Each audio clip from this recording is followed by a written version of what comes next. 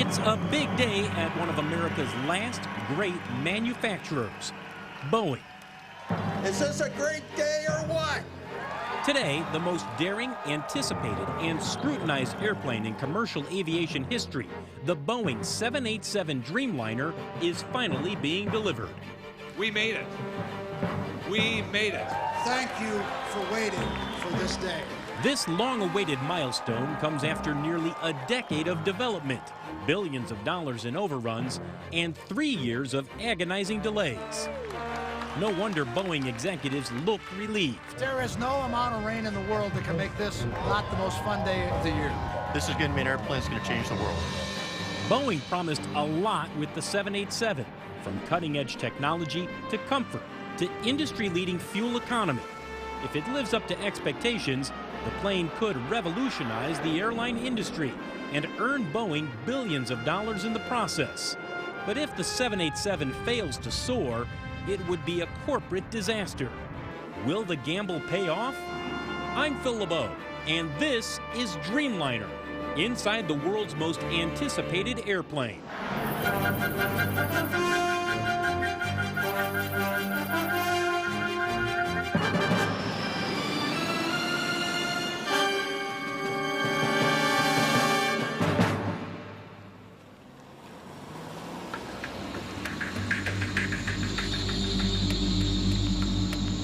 It's close to midnight, and Boeing workers are scrambling to bring another 787 together. You have some wire cutters on you? Come on forward. Let me know when you're good. The right side is in. Okay, you're clear. The plane being assembled tonight, Dreamliner number 41, will eventually be delivered to All Nippon Airways in Japan. Guys ready? All right, coming down. But right now, the focus is making sure the 47,000-pound wing fits with the fuselage. They all come up at the same time. They all join together at the same time. That you'll see about 3 o'clock, 4 o'clock in the morning. It all comes together at once. Yep. CNBC cameras were there for the 24 hours it took to bring Dreamliner number 41 together. A choreographed ballet of man and machine, where the plane's 7 major sections, from the nose to the tail, are tugged, hoisted, and ultimately fastened together by a team of Boeing machinists and supervisors like Dave Reese. Tomorrow morning by about 6 o'clock, this will be together to the dimension they need to install the track drill and get going. And by mid-morning, they'll have started to drill and install fasteners. So they're going to close this gap here and at the tail. Yep. And 41 will essentially look like a Dreamliner. It'll be pretty close, yeah. Reese will be the first to tell you the Dreamliner has, at times, been an engineering and manufacturing nightmare. I gotta come up. Just a little bit this way. Is it not fitting? Hiccups happen almost all the time. As a matter of fact, back in P1, we've got one of the tooling back there that currently keeps blowing fuses, so we're going to work through that. We've got electricians coming out and going to take care of that. Hey, Tommy, watch that belt. It's good. Just bring it in slow. We have issues that pop up all throughout the day, all the time. Perfect. The problems plaguing the Dreamliner have been well documented. It was supposed to be the aerospace giant's next big profit maker, but that dream is fast turning into a nightmare. Boeing has delayed the Dreamliner again. Engineers have found a glitch, once again delaying delivery of hundreds of orders of aircraft. Welcome to the premiere of the 787 Dreamliner. Almost from the start, Boeing executives were too ambitious and too optimistic about how quickly they could deliver it. About once every generation, the men and women of Boeing come together to fundamentally change, even revolutionize air travel. In fact, when Boeing CEO Jim McNerney unveiled the mid-size widebody in 2007, he insisted the Dreamliner would be ready to fly on time, even though the plane behind him was actually an empty shell, assembled with temporary fasteners and missing key parts. Like all airplane programs, this will be a scramble till the end, but we have employees that get up at 4 in the morning and go to bed at 2 in the evening who are committed to making it happen, and that's what it takes. McNerney says the Dreamliner will radically change what we expect in a commercial airplane. For the plane's 250 passengers, vaulted ceilings, softer lighting, bigger windows, and larger overhead compartments. For pilots, a state-of-the-art flight deck. But what makes this plane so revolutionary is something you can't see. About half of the 787 is made of carbon fiber composite, a material that includes plastic, and yet is 4 times stronger and 40% lighter than aluminum, the material traditionally used to build airplanes. As a result, Boeing promises the Dreamliner will use 20% less fuel than comparable planes, a huge potential savings considering jet fuel is an airline's biggest expense. Is 20% the difference between profitability and losing money for some airlines? Absolutely. If you're an airline that depends on these mid-size wide bodies, it can make all the difference. But the promise of the 787 has been overshadowed by a maddening series of delays. Keep going, you got a long ways to go. For decades, Boeing has built most of its planes in the Seattle area, but not the Dreamliner. To save money and share some of the financial risk, Boeing decided to outsource nearly 70% of the plane's production to a virtual United Nations of partner suppliers from Italy, Japan, Korea, the UK, France, and other countries. Some of the biggest pieces made by suppliers, like the fuselage and wings, are loaded into an enlarged 747 known as the Dreamlifter, then flown into Seattle for final assembly. With so much work spread around the globe, the supply chain broke down. Some pieces made by suppliers didn't fit together. Others came in unfinished or out of sequence, creating huge log jams in Seattle. Gary Rager is a wing inspector who has been with the 787 program from day one. That was the thing, the uncertainty of not knowing how to do what you knew you were supposed to be doing, you know, because the guys that were writing the plans to tell you how to do it, they were uncertain also. The problems should not have been a surprise. In 2001, a Boeing engineer named John Hart Smith wrote a paper warning executives about the dangers of excessive outsourcing. He predicted it would actually increase costs, reduce profits, and that Boeing would spend a fortune helping subcontractors if they ran into trouble. That's exactly what happened. Boeing paid nearly $1 billion to take over one plant that contributed to some of the 787's worst delays. Did anybody ever say, listen, we got an engineer here who thinks we're outsourcing too much or could possibly outsource too much? Obviously, there was a discussion about where you draw the line in outsourcing and versus doing it yourself. We thought we were making the right decision back then, and I think the people understood the risks but thought they were manageable. Did you underestimate the financial impact those decisions would have ultimately? Well, I think the financial model has a lot more pressure on it than we first anticipated. So how did Boeing get the Dreamliner back on track? In large part, it was due to this man, Pat Shanahan. A year ago, we were disassembling the horizontal to do some engineering rework.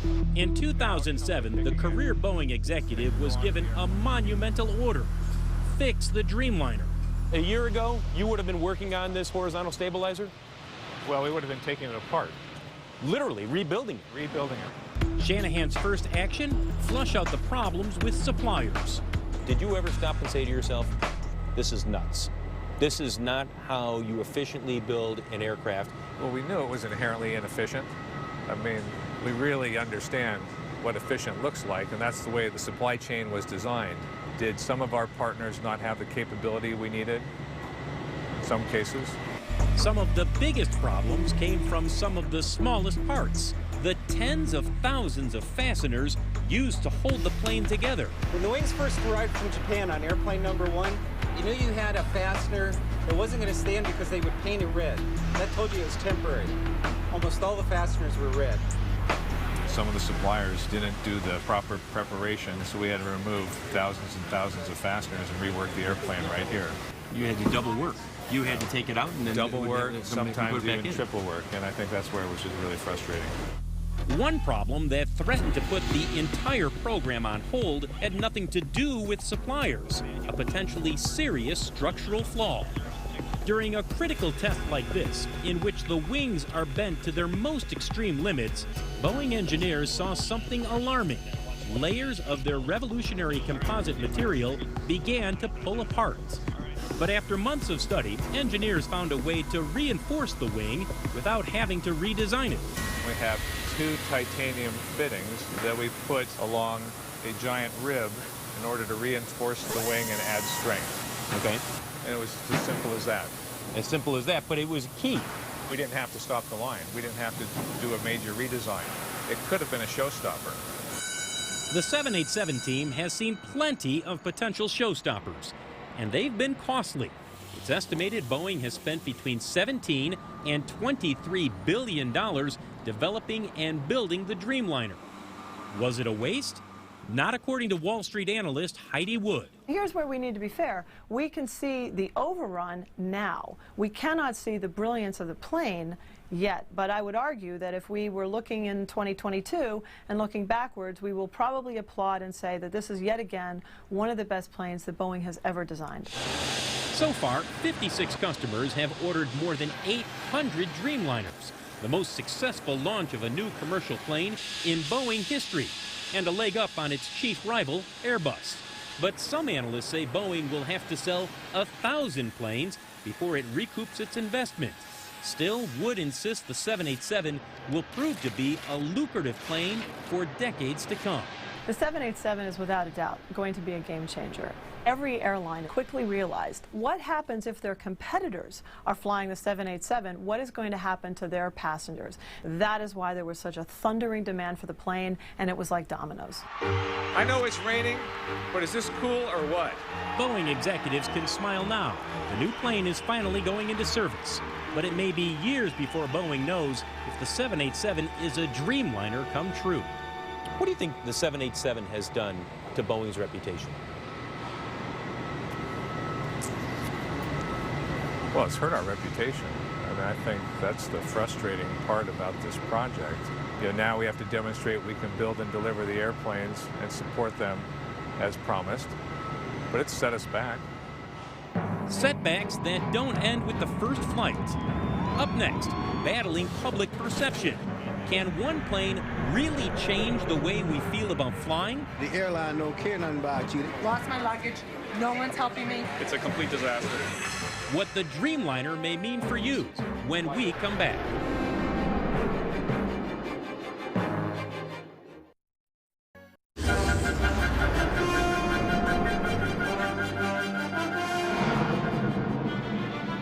Boeing 001 heavy accelerated verified squawking 4717. December 15th, 2009. Now. The moment of truth for the 787 Dreamliner as it climbs into the sky for the very first time.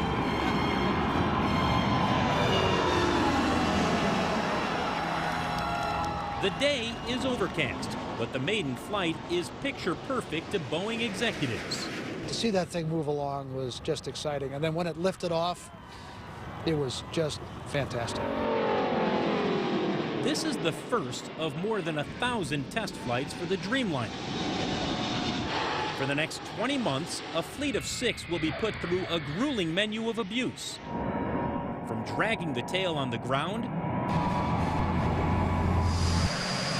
to slamming on the brakes, to enduring hundreds of stalls to see how well it recovers. LaPont 78, turn left heading 07. Pilots wrench the controls to make the wings shudder and land the plane in 35-mile-an-hour crosswinds severe enough to close most airports. On the ground, they're literally frozen to minus 45 degrees, then baked to 115, and frozen again. The way I would think Siberia would be. Definitely cold. The goal? To ensure the plane flies safely and reliably. But with the 787, Boeing is promising something more, something dramatic, to change the very way it feels to fly. So when you walk in here, first thing I notice is it's wide open. Yeah, I hope so. That's what we want you to notice. We want Boeing's Blake Emery has spent nearly a decade studying what people want from the moment they step aboard. The main thing we're after as someone crosses the threshold is to have a psychological break from everything that went before. The parking, the traffic, the security lines, the rushed sense of trying to make your plane. So we walk in here and you want us to have a different feeling. Exactly. Back there. Emery took us through the cabin to explain some of the psychology behind the 787's design. We think a lot of your perception inside the airplane is based on how you perceive the width of the airplane literally at your eye level. And so we do everything we can to push the width of the airplane out at that level. It doesn't enter into your thinking consciously, but it enters into your thinking unconsciously. This is the Dreamliner Gallery, where airlines choose their seats, galleys, even lavatories. All part of outfitting a brand new plane designed to make you feel better in the air.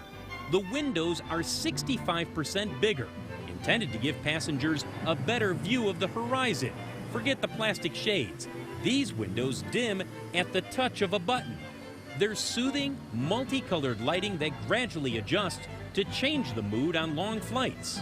And passengers should feel more comfortable, Boeing says, because the cabin will have more oxygen, less dry air, and be quieter than any comparable jetliner. You've made a number of improvements, but at the end of the day, will they truly appreciate all the little nuances of the Dreamliner? Most people are going to say, I really like the windows. And they will, and that'll be true. But there's going to be a lot more going on besides the windows that you can't even see that we did on this airplane. And you're just going to feel better, and you're not going to know why. Have your tickets out ready? Making passengers feel better is a pretty tall order, considering how miserable air travel is today. $250, I don't bargain. The truth is, for millions of us who are herded like cattle through clogged airports and into packed planes, then spend countless hours in the air, flying stinks. Airline don't care nothing about you. They care about making money in their pocket. Lost my luggage. No one's helping me. It was wretched. The worst experience of my life. It was ruined by the delays and the closings. You don't want to go near the airline. It's a complete disaster. It's hard to believe people used to think flying was fun and glamorous. But can any one airplane help bring that magic back? United CEO Jeff Smisek is betting on it. His airline has ordered 50 787s at a cost of roughly $8 billion and will be the first in the U.S. to fly them. Do you think it's one of those planes where once you start to get several into your fleet, that people will say, I want to take the Dreamliner? Oh, our customers will be looking for that, and our customers will be looking to United versus our competitors because they know we'll have the aircraft and our competitors won't. Smisek believes passengers will appreciate the 787's innovations, but only if they get good service. If you're not getting good customer service, you won't enjoy the flight. If you do get good customer service, you will enjoy the flight. And you and I know the difference between good customer service and bad customer service. And unfortunately, it's only getting worse. A University of Michigan survey ranks airlines dead last among 47 industries. That one's overweight by 9 pounds. Ask people to describe their ideal flying experience in economy class. They say, there's no one in the seat next to me and I slept all the way. So you finally realize, oh, I get it. People don't want to experience your product at all. So the strategic decision it gives you is, do you just figure out how to have people sleep? Do you just figure out what gas to pump into the cabin so you knock them out and wake them up like a dentist, you know, when they're at their destination? So when something goes wrong, that's when things hit the fan. Aviation consultant Michael Boyd blames it all on the airlines. We are in a system that has a lot of rules. And instead of being somebody to help us get through the rules, very often airline employees are more like guards at a minimum security prison. They've got a way to go on that. As a frequent flyer himself, Boyd is looking forward to taking the 787. But he's skeptical it will be the game changer airlines are promising. I think they're trying to make an airplane that is more comfortable. But the reality, when you sit on the airplane after you're boarded, and see the pretty blue on the walls and all that, you still have 17.5 inches for your rear end to get to Tokyo.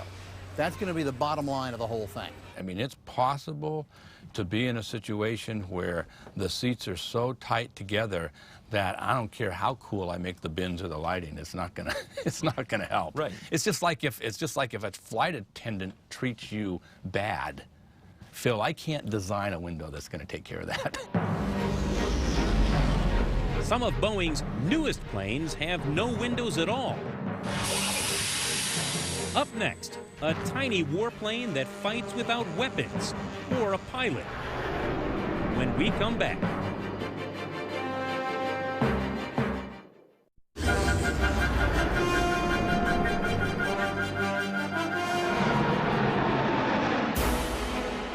It happens every 3 seconds. A Boeing plane takes off somewhere in the world.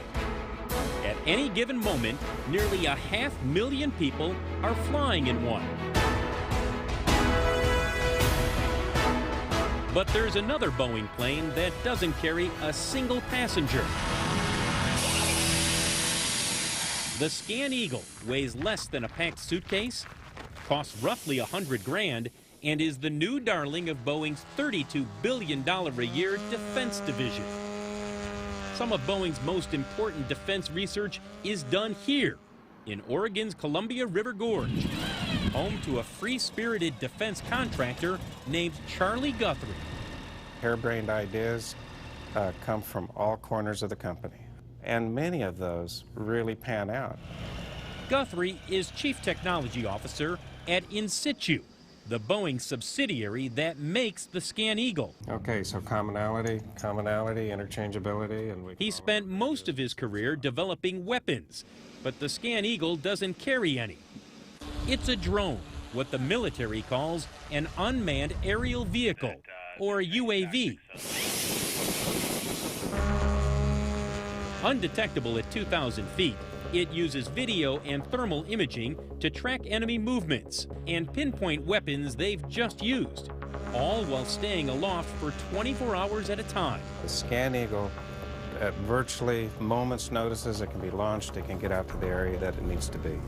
The folks on the ground don't know it's there, so they don't change what they're doing. Guthrie took us to Oregon's high desert to fly Boeing's tiny eye in the sky.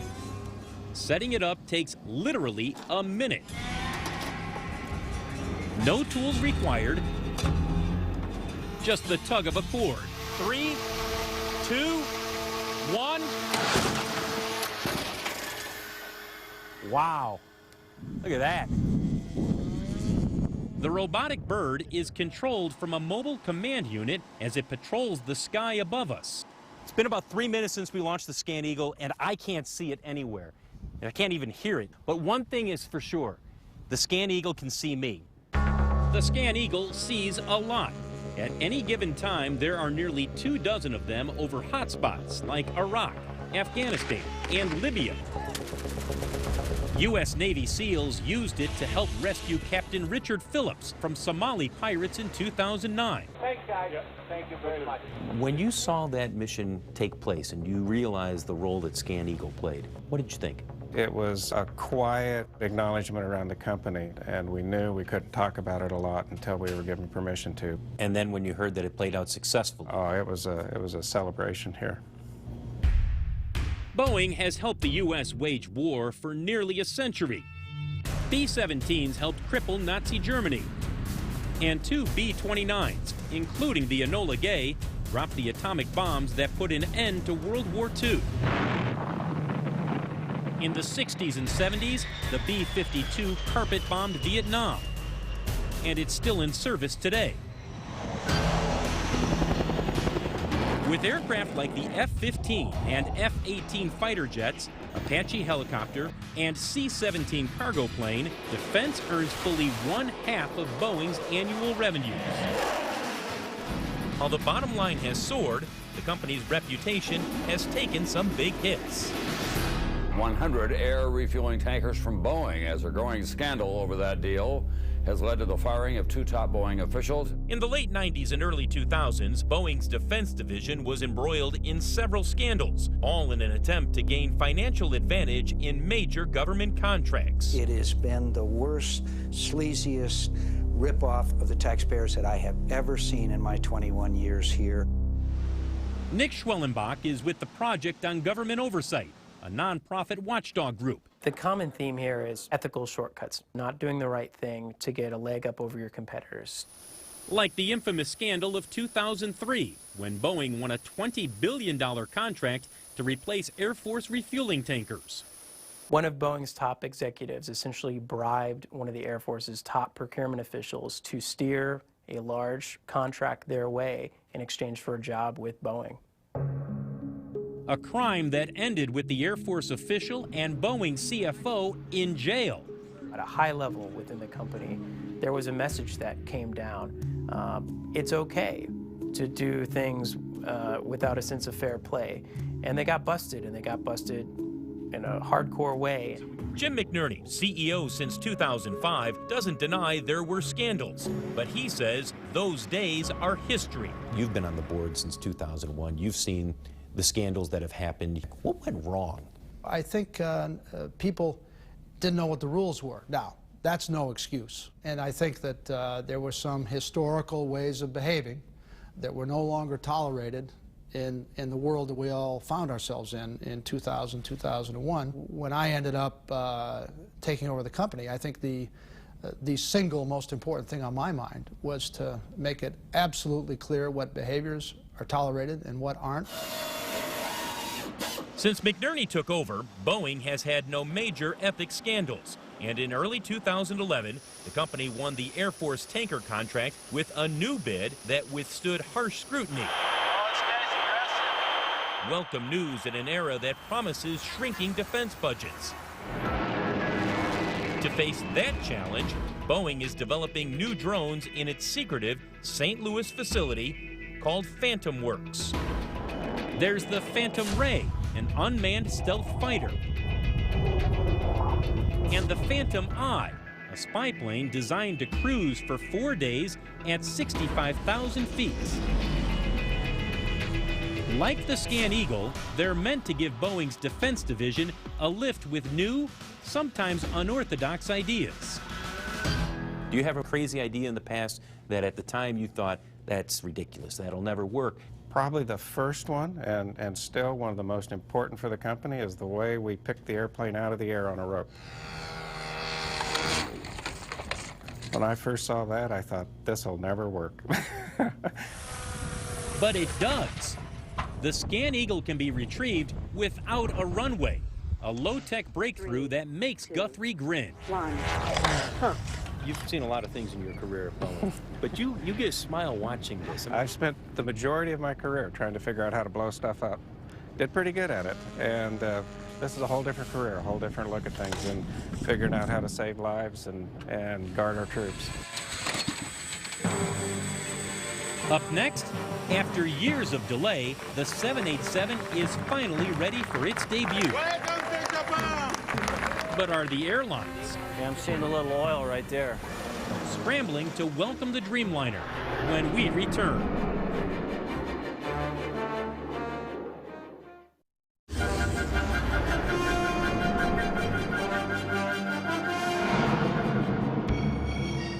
"6 a.m. on a sweltering July morning, and nearly 1,000 people are gathered at Tokyo's Haneda Airport, waiting for a glimpse of the newest star to hit Japan. On upon 78, contact Tokyo Tower 12435. The celebrity isn't someone on board, it's the plane itself.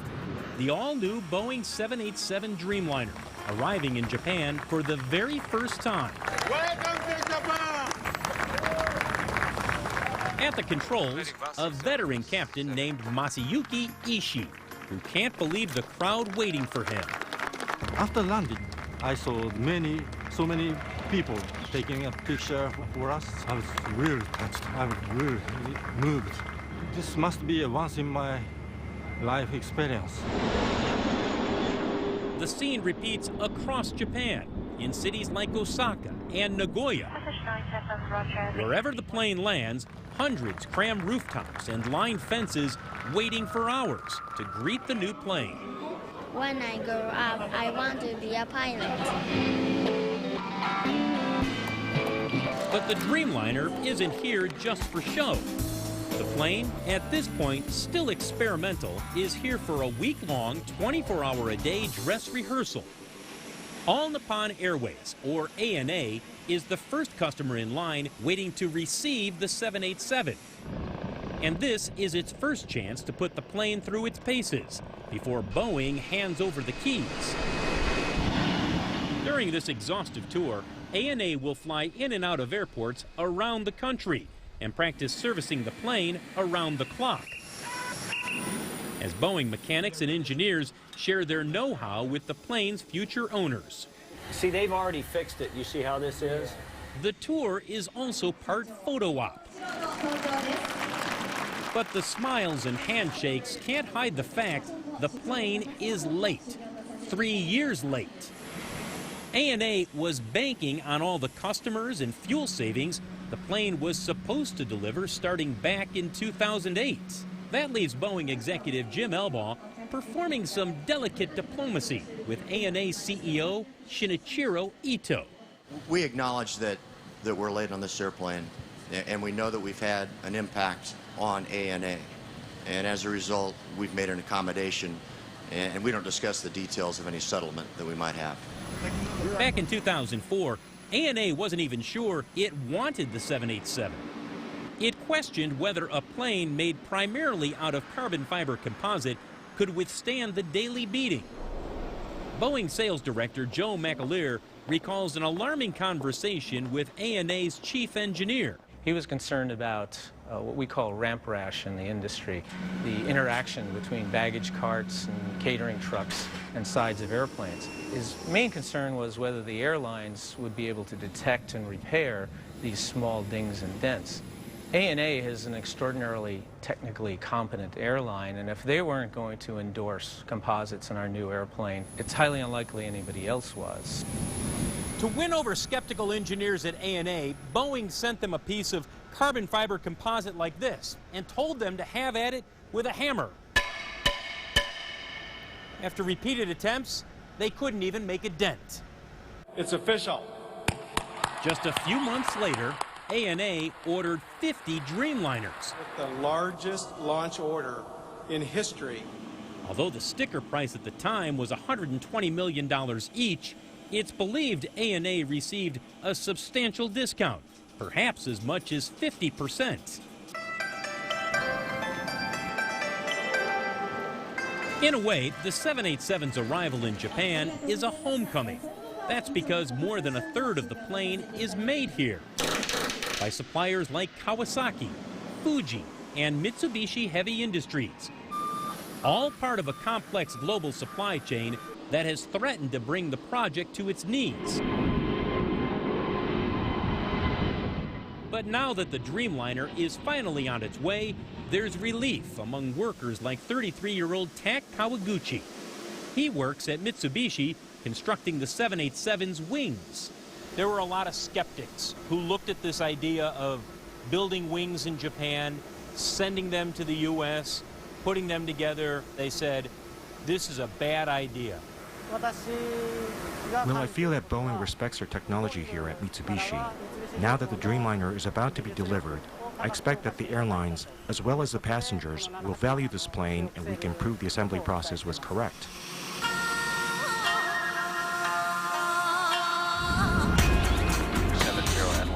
Clear to land, runway. Days later at Nagoya Airport, Kawaguchi and hundreds of his co-workers get a chance to see the Dreamliner up close for the very first time.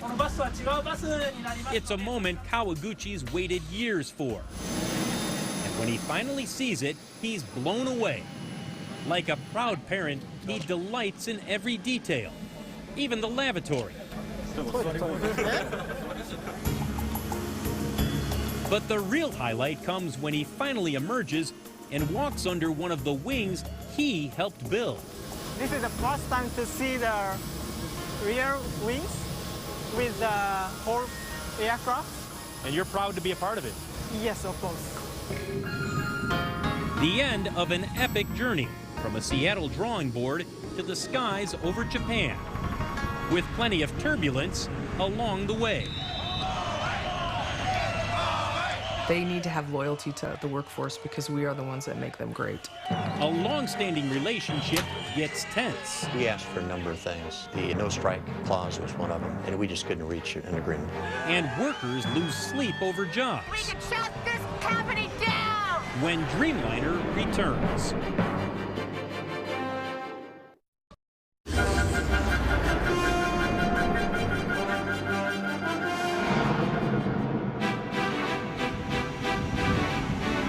Moving day, and one of the oldest planes at Boeing is getting a new lease on life. The 747-8 Intercontinental, the newest and largest version of the company's iconic jumbo jet, is taking off for the first time.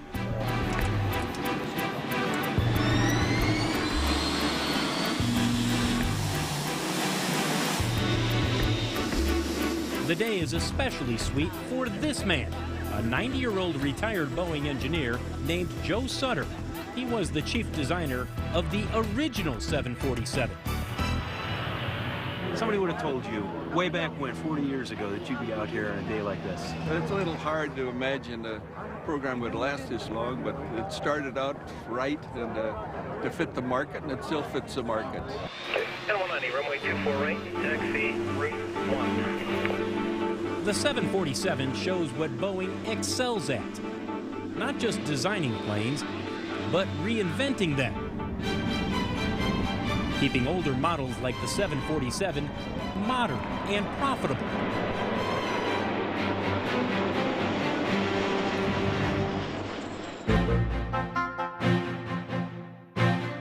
I always say there's no such thing as a routine test flight. Dennis O'Donohue is Boeing's chief test pilot. Today we'll intentionally fly outside the envelope of the airplane. O'Donohue's role is key to updating the 747, an expensive undertaking, but still a bargain compared to creating a completely new model. He puts the plane through a series of severe maneuvers. I'd like to move on to doing the roller coaster. Tossing engineers into near weightlessness. Okay, here comes a little bit of a push. Comes a little bit of a pull. It's phenomenal to come back at this point in a development program and have no issues with the airplane. It's ready to go fly right now. Test flights, rollouts, and deliveries are milestones in Seattle. Moments of pride passed down from one generation to another. The story of Boeing is one of amazing feats of engineering, but it's also the story of the people who build the planes. Workers like Dina Bartman, who have Boeing in their blood. Boeing was in my family. My dad worked there, my mom worked there, they both retired. My sister worked there, and it was, you get hired at Boeing and you have a career. Bartman is one of 80,000 Boeing workers here in Seattle. More than a third of them are plane builders who belong to the International Aerospace Machinist Union. You guys have enough training plans for... Without the union, Bartman says, her life would be harder. Everything would be lower. It'd be a lower standard of living than what I have right now. After 22 years at Boeing, she makes $67,000 a year. We're not begging for our next meal, but we're not getting rich on the other hand either. The machinists have built Boeing's planes since 1935. Today, they find themselves at the center of a fierce union battle. We can shut this company down! The union has gone on strike 5 times in the last 30 years, a contentious relationship that only grew worse when Boeing opened a second assembly line for its hot new 787 here in Charleston, South Carolina, at a non-union shop where production cannot be stopped by a strike. In 2010, Jim Elbaugh, president of Boeing Commercial Airplanes, said the company decided not to build the additional plant in Washington due to concerns over union troubles, a statement that has come back to haunt him. The overriding factor was not the business climate, and it was not the wages we're paying people today. It was that we can't afford to have a work stoppage, every 3 years. Now that and other statements are at the heart of a government complaint that Boeing has violated federal law. Catherine Fisk is a professor at the University of California at Irvine Law School. When a company transfers work or decides to expand production in one location rather than in another, and does it to discriminate against the employees who supported the union, that's illegal. Did Boeing open the 787 plant in Charleston to strike back against the union in Seattle? The National Labor Relations Board thinks so. It wants the company to shut that line and move those jobs back to Washington State. But that demand has sparked a furious backlash from the right. Has America gone nuts? This complaint is a dangerous road to go down. It's an attack on states that work hard. Boeing has called the NLRB case frivolous, and Elbaugh is standing his ground. Being a supplier that our customers can count on to deliver the airplanes and not have repeated work stoppages was something that I said, and I'll say it again. So you don't regret saying that? No. Union officials told CNBC they offered Boeing labor peace through the year 2020, but they say Boeing walked away from the table. When we talk with the machinists, one of the things they say is, listen, we told them we'll guarantee that there's not going to be a work stoppage for 10 years, and Boeing said that wasn't good enough. Is that true? Well, we have a little difference of opinion on that one. We asked for a number of things. The no strike clause was one of them, and we just couldn't reach an agreement. For workers like Dina Bartman, the real fear is Boeing will gradually move more and more production out of Seattle. You don't feel secure anymore because you're slowly watching your job be taken away, things being outsourced to other places that it should be staying here. I think everybody's afraid every day of losing their job. Job security is also a concern in Charleston, where workers consider Boeing an economic godsend. 2 years ago, Kia Johnson was out of work. I applied for Boeing, of course, because Boeing was the next big thing for Charleston and South Carolina, as well as the economy took a turn for the worse. Now, she's one of the 1,000 employees here counting on a future at Boeing. I just was trying to make sure I had a job, stability for my family. The case may take years to resolve. However it turns out, it will touch thousands of workers, affect dozens of airlines, and involve billions of dollars. In this business, the margin of error can be as thin as the air at 40,000 feet. And even when a gamble pays off big, as the new 787 Dreamliner may, it's often measured in painful lessons learned. Deadlines missed, budgets blown, all in pursuit of a gleaming jetliner for a new generation. It's gratifying that we got the product right. I think what got underestimated was the ability to do it. You were too ambitious. Yeah, I think that's the story. I think we reached too far. My mother called me up once and said, well, what's it like working on the 787? And I told her it's like being in a rodeo. If you don't mind getting your ribs broken and your lungs crushed, it's a hell of a ride. And this has been a hell of a ride. I'm Phil LeBeau. Thanks for watching.